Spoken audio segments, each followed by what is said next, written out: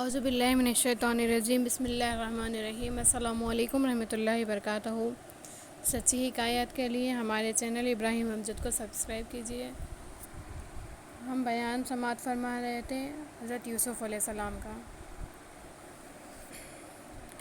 جس وقت یوسف علیہ السلام کو کنویں میں ڈالا گیا، مورخین نے لکھا ہے کہ حضرت یوسف علیہ السلام کا سن اس وقت 18 برس کا تھا، اور بعضوں نے لکھا ہے کہ 17 برس کا، اور کسی نے کہا ہے کہ 12 برس کا تھا۔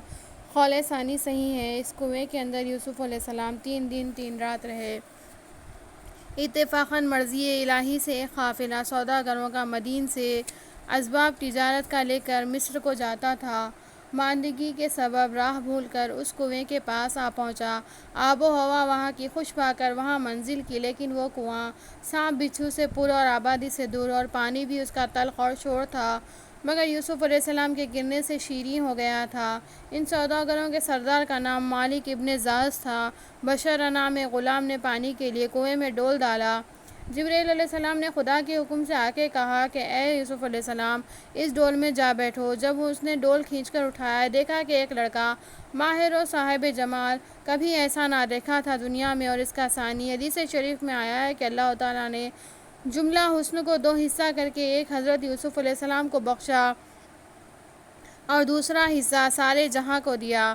سوداگروں نے جب ان کی کمال صورت دیکھی، تب پوچھنے لگے کہ تم کون ہو؟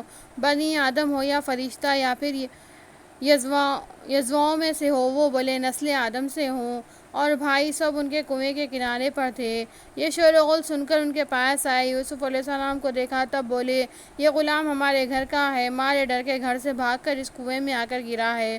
حضرت یوسف علیہ السلام نے یہ جھوٹ سن کر چاہا کہ کچھ بولے۔ ان کا بھائی شمعون زبان عربی میں بولا اگر تم ان سے کچھ کہو گے تو جان سے مار ڈالوں گا۔ تب یوسف علیہ السلام نے مارے خوف کے کچھ نہ کہا۔ مالک بن زاز نے ان کو سوداگروں کے قافلے میں لے جا کر چھپا رکھا۔ لوگوں نے ان سے پوچھا کہ یہ شخص کون ہے، کہاں سے لائے ہو؟ وہ بولا کہ یہ متاع ہے۔ دوسرے دن ان کے بھائیوں نے سوداگروں کے پاس جا کر کہا کہ اس غلام کو ہم بیچیں گے۔ مالک نے کہا میں لوں گا، لیکن میرے پاس 18 درہم مصر کے ہیں، خرید و فروخت میں کہیں جیتے نہیں، تم چاہو تو لے لو۔ پس حوالے کیا، اور ایک لطف یہ ہے کہ مصر کے 2 درہم کنان کے 1 درہم کے برابر ہے، مابین حساب کنان کے تو درہم ہوتے ہیں۔ حضرت یوسف علیہ السلام کو اس قیمت سے بیچا، غرض تھی کہ باپ کی نظروں سے دور ڈالے، واللہ محتاج نہ تھے، جیسا کہ اللہ تعالیٰ نے فرمایا وَشَرَدُوا بِثَمَنٍ بَخْسٍ دَرَاهِمَ مَعْدُودَةٍ وَكَانُوا فِيهِ مِنَ الزَّاهِدِينَ۔ ترجمہ اور بیچ آئے اس کو ناقص مول کو، گنتی کی پاولی کہتے ہیں چونی کو، اور ہو رہے تھے اس سے بیزار۔ دوسرا قول ہے کہ اگلے دن بھائی سب ان کے کنویں پر گئے، قافلے میں پایا، دعویٰ کیا، جب ثابت ہوا 18 درہم کو بیچ آئے۔ درہم قریب ہے پاؤ کے۔ تب بھائیوں نے ان کے درہم بانٹ لیے، ایک نے حصہ نہ لیا۔ پھر آ کے قافلے والوں نے مصر میں جا کے بیچا، بس اللہ تعالیٰ نے صریحاً ایک بیچنا فرمایا، پردہ پوشی کے لیے۔ اشارے سے معلوم ہوا کہ سستے مول اسی جگہ بیچا ہے۔ روایت کی ہے کہ مملوک ہونے کا یوسف علیہ السلام کے یہ سبب تھا کہ ایک دن آئینے میں اپنے جمال کو دیکھ کر کہا میں اگر غلام ہوتا تو کوئی شخص میری قیمت نہیں دے سکتا، اس لیے کہ لطافت اور نزاکت ان کی اس قدر تھی کہ جو چیز کھاتے گلے میں سے نظر آتی۔ جب یہ حسن اپنا دیکھا، فخر سے کہا اگر غلام ہوتا تو کوئی میری قیمت نہ دے سکتا۔ جب اپنے دل میں یہ تصور کیا، باری تعالیٰ کو یہ ناپسند ہوا، ان پر عتاب آیا اے یوسف علیہ السلام، تم نے بڑی شیخی کی، اپنی صورت دیکھ کر فخر سے اپنی قیمت آپ ٹھہرائی، اپنے مصور کی طرف نظر نہ کی۔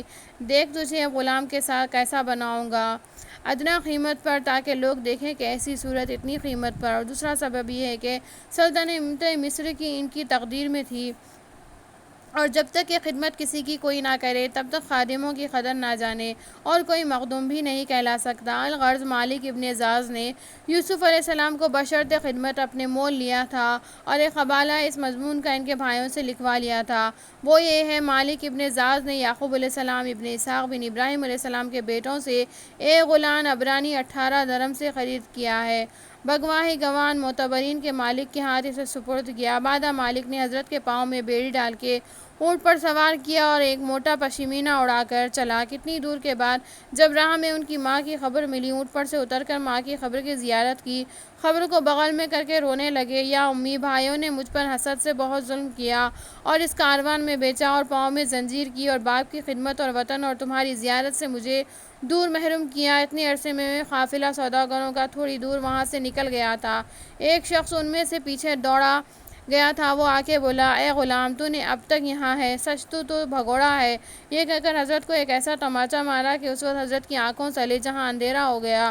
تب حضرت اس وقت آسمان کی طرف منہ کر کے رو رو کے کہنے لگے، خدایا، ان ظالموں کے شر سے مجھے بچا، اور میں برداشت نہیں کر سکتا جو مجھ پر گزرتی ہے، سو تجھ کو خوب معلوم ہے۔ یہ کہتے ہوئے قافلے میں داخل ہوئے۔ اس وقت ایک ابر مہیب مائع ہوا زور و شور سے آن پڑا۔ شاخہ در عدد بجلی کڑکنے لگی۔ سارے کاروان قریب ہلاک ہوئے۔ تب آپس میں سب کہنے لگے، دیکھو تو کس کے گناہ سے ہم اس وقت آفت میں مبتلا ہوئے۔ وہ جس نے حضرت کو مارا تھا بولا، میں نے گناہ کیا ہے کہ جس گھڑی اس غلام کو میں نے ایک تماچا لگایا تب وہ آسمان کی طرف منہ کر کے بول رہا تھا۔ بعد اس کے یہ بلائے مہلکہ ناگہانی آ پہنچی۔ یہ سنتے ہی سبوں نے یوسف علیہ السلام کے پاس جا کے معذرت کی اور تقصیر اپنی معاف کروانا چاہی۔ یوسف علیہ السلام نے دعا کی، تب فوراً وہ ہوا بحکم الہی موقوف ہوئی۔ بعد از سب وہاں سے گئے۔ مصر میں یہ خبر پہنچی کہ مالک بن زاس ایسا ایک غلام عبرانی خوبصورت لاسانی کے پردہ زمین پر ایسا ہوا ہے نہ ہوگا لایا ہے۔ یہ سن کر تمام اہل مصر سوداگر کے استقبال کو آئے۔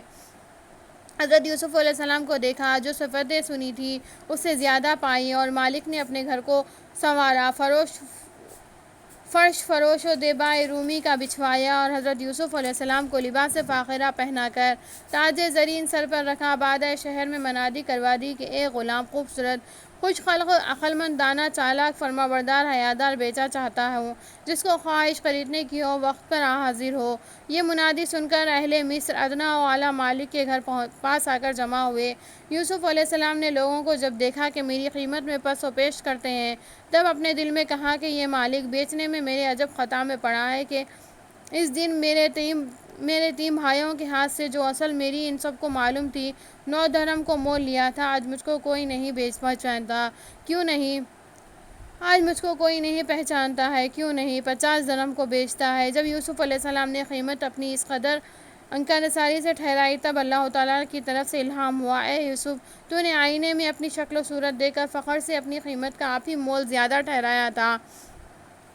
آج عجز و انکساری سے قیمت اپنی کم کہی ہے، اب پچھر فضل الہی ہوا، اب دیکھ تیری قیمت کس قدر زیادہ ہوتی ہے، کتنا فضل ہوتا ہے۔ مالک نے یوسف علیہ السلام کو لباس فاخرہ پہنا کر کرسی پر بٹھایا اور لوگوں میں پکار کر بولا، من یشتری غلاما حسینا لطیفا ظریفا لیس مثلہ فی الدنیا۔ حضرت یوسف علیہ السلام نے کہا، یوں نہیں، ایسا کہو، من یشتری ضعیفا غریبا مظلوما لیس مثلہ فی الدنیا۔ دلال نے کہا، ایسا دستور نہیں کہنے کا۔ حضرت نے فرمایا، ایسا دستور نہیں تو یوں کہو، من یشتری یوسف صدیق اللہ ابن یعقوب اسرائیل اللہ ابن اسحاق صفی اللہ اخی اسماعیل ذبیح اللہ ابن ابراہیم خلیل اللہ۔ دلال نے کہا، چپ رہو، ایسا مت کہو، اگر لوگ سنیں گے تو مول نہیں لیں گے۔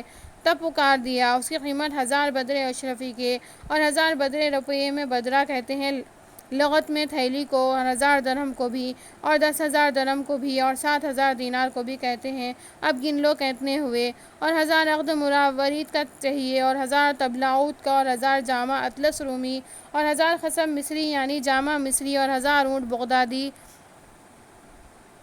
اور 1000 گھوڑے مائع زین و لگام زرین کی، اور 1000 لونڈیاں رومی، اور 1000 غلام خطائی، اور 1000 خمزہ شمشیر و چھرا چاہیے۔ جب یہ قیمت ٹھہری، جتنے خریدار تھے سب کے سب چپ رہے۔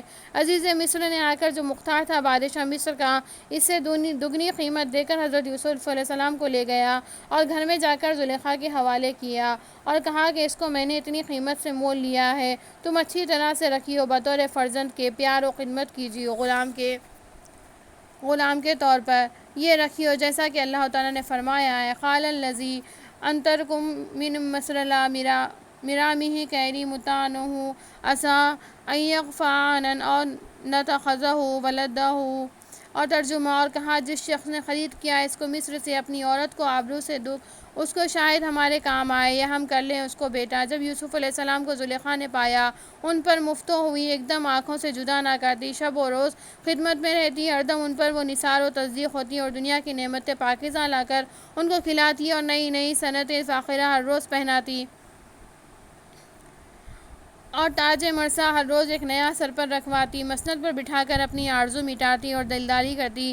7 برس تک اسی طرح کٹے۔ یوسف علیہ السلام کا کچھ شغل نہ تھا مگر یہ تھا کہ عصائے مرثا ہاتھ میں لے کر ہمیشہ بزغالے کے ساتھ کھیلا کرتے تھے۔ اتنی مدت میں زلیخا کے صبر، ہوش و طاقت جاتی رہی، نوبت جان پر پہنچی، بھید اپنا کسی پر ظاہر نہ کرتی، جتنی دلداری یوسف علیہ السلام کی کیا کرتی، حضرت اس کی طرف کچھ الطافت نہ کرتے۔ جب زلیخا نے اپنی غرض کی باتیں ان سے کرتی، کچھ جواب اس کا نہ دیتے مگر ضرورت کو جواب دیتے۔ کہتے ہیں کہ 7 برس یوسف علیہ السلام زلیخا کے ساتھ رہے، ہرگز اس کی طرف خیال نہ کیا، فعل شقی سے باز رہے۔ زلیخا جب تک آئی انتظاری نپٹ کی تھی۔ ایک بوڑھی عورت ہمسایہ والی نے زلیخا کے پاس آ کر کہا، اے زلیخا، خیر تو ہے، احوال تیرا کیا ہے؟ جو تجھے میں بے قرار دیکھتی ہوں، یہ صورت تیری کیوں تبدیل ہو گئی؟ اس میں کیا ماجرا ہے؟ بولی کہ غلام ابری کے عشق نے مجھ کو رنج میں ڈالا اور پھنسا دیا، وہ ایسا سنگدل ہے کہ میری طرف ایک نظر نہیں دیکھتا اور نہ کچھ بولتا چالتا ہے، اس کا علاج کیا ہے؟ تب وہ بڑھیا بولی کہ اے زلیخا، میں تم کو ایک صورت بتاتی ہوں، اگر عمل میں لاؤ گی تو مقصد تمہارا پورا ہوگا، تمنا دلی حاصل ہوگی، مگر اس میں حرج مبلغ چاہیے۔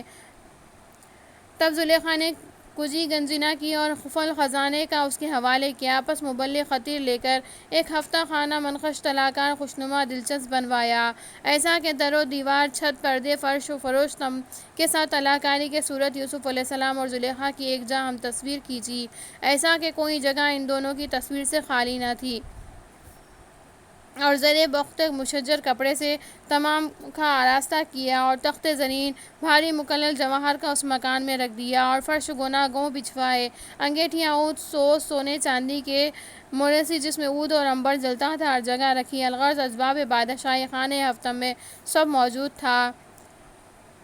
صدق اللہ العلی العظیم وما علینا الا البلاغ۔ بیان یوسف علیہ السلام جاری ہے۔ اگر آپ کو ویڈیو پسند آیا ہے تو ہمارے چینل کو لائک، شیئر اور سبسکرائب کریں۔ اگر آپ کو ہمارا بیان پسند آیا ہے، اس کے متعلق کوئی سوال کرنا چاہتے ہیں تو کمنٹس میں کر سکتے ہیں۔ خدا حافظ۔